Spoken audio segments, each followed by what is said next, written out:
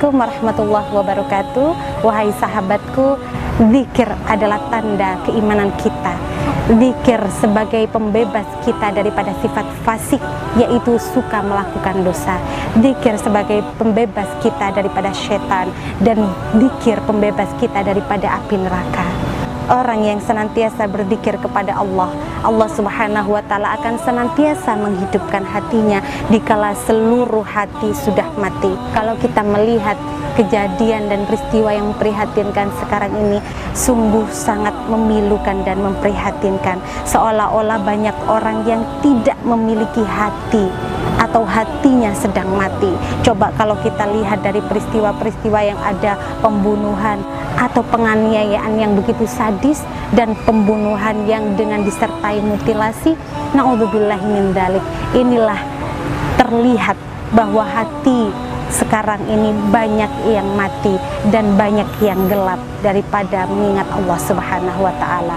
Disinilah kalau seandainya kita senantiasa berzikir kepada Allah, ingat kepada Allah, kita akan senantiasa dijaga hati kita, dihidupkan hati kita dikala semua hati manusia sudah mati. Ada sebuah cerita ketika di Padang Arafah, ada Fulan bin Fulan yang berzikir kepada Allah dengan membawa 7 kerikil batu. Ia berzikir kepada Allah Subhanahu wa Ta'ala sehingga ia tertidur pulas. Dan ternyata ketika ia tertidur pulas, ia bermimpi seolah-olah dirinya berada di yaumul hisab, berada di waktu penghisapan, di mana semua orang ditentukan masuk surga ataukah masuk neraka. Dan ketika dihisab oleh Allah Subhanahu wa Ta'ala, ternyata amal Fulan bin Fulan ini sudah tidak ada yang baik, dan Fulan bin Fulan divonis untuk masuk neraka. Malaikat yang bertugas membawa Fulan bin Fulan ini ke neraka, apa yang terjadi? Ketika berada di depan pintu neraka tertutup dengan batu yang sangat besar, sehingga malaikat ini tidak bisa menyingkirkan sedikit pun. Hingga akhirnya malaikat ini pun mengalihkan ke pintu yang lainnya, pintu yang lainnya, pintu yang lainnya juga seperti itu, tertutup dengan batu yang sangat besar. Akhirnya malaikat ini membawa Fulan bin Fulan menghadap Allah Subhanahu wa Ta'ala. Allah Subhanahu wa Ta'ala berfirman, "Wahai malaikat, ketahuilah bahwa Fulan bin Fulan berzikir kepadaku dengan menggunakan 7 kerikil batu ketika ia berada di Padang Arafah. Maka dengan kesaksian batu itulah saya mengampuni dosanya dan masukkanlah Fulan bin Fulan ke surgaku." Akhirnya malaikat membawa Fulan bin Fulan ke depan pintu surga, dan ternyata apa yang terjadi? Di depan pintu surga juga tertutup dengan batu. Tapi dengan bacaan kalimat la ilaha illallah, kalimat tauhid la ilaha illallah, berzikir kepada Allah, zikir yang ia baca di Padang Arafah menyelamatkannya. Terbukalah batu yang besar dari pintu surga itu dan masuk dengan rahmat Allah Subhanahu wa Ta'ala. Subhanallah, inilah keistimewaan berzikir.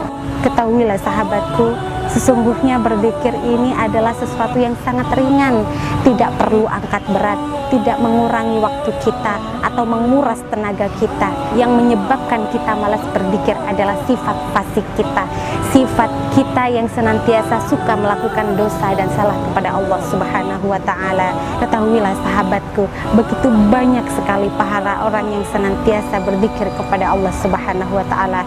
Ketika ada seorang hamba berzikir kepada Allah, membaca kalimat tauhid la ilaha illallah, maka seketika itulah keluar malaikat yang berupa burung.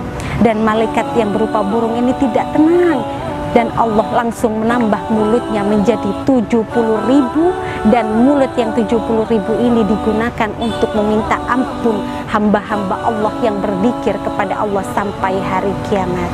Subhanallah. Mudah-mudahan di bulan Ramadan ini kita senantiasa berzikir kepada Allah, menyempatkan dan memaksa diri untuk senantiasa berzikir kepada Allah Subhanahu wa Ta'ala. Dan mudah-mudahan dengan zikir kita di bulan Ramadan ini, Allah Subhanahu wa Ta'ala akan senantiasa menjaga hati kita, akan senantiasa menghidupkan hati kita dikala seluruh hati manusia sudah mati. Dan dengan bersihnya hati kita, tentu akan terpancar adab dan perilaku serta ucapan yang baik. Amin amin ya rabbal alamin. Salam sahabat, tetap semangat. Oke, Assalamualaikum warahmatullahi wabarakatuh.